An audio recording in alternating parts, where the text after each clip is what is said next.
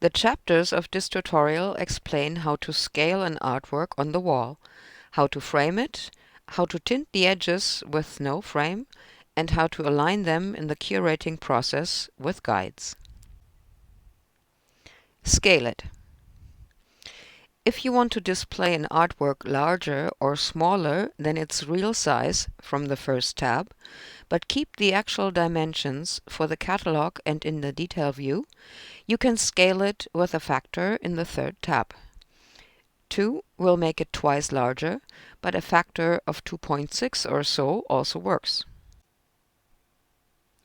Save the edit and then go back into the exhibition, reloading the page so the scale can be updated.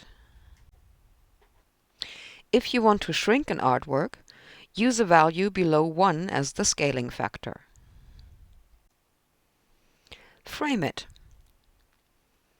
Frames and passepartouts, or mats, are also added in the third tab of an artwork.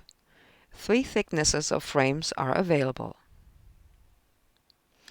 You can pick the color from the wheel in that section and also copy the number code from a master color chart. Passepartouts or mats are assigned in the section below the frames.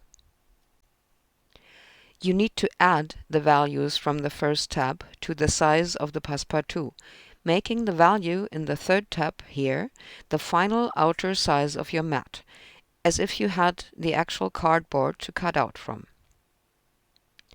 We have added 10 centimeters to the size from the first tab as an example here. The image will be centered automatically within the mat.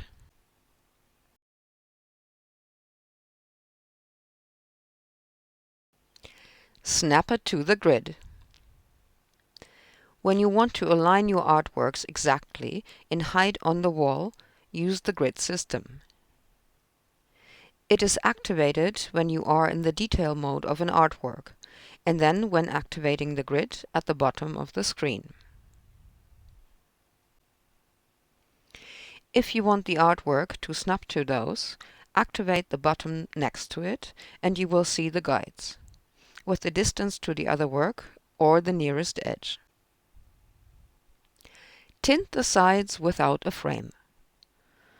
To just color the default white edges of a 2D artwork, you assign no frame and no passepartout, but just pick a color from the wheel in the passepartout segment of the form.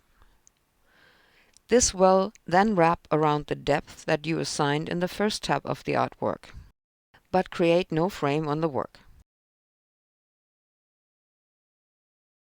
We hope this tutorial was helpful. Please make sure to check out all of our how-to tutorials. And in case you can't find what you're looking for, you can always contact us via the contact form on our website. Feel free to subscribe to our channel if you don't want to miss any new tutorials.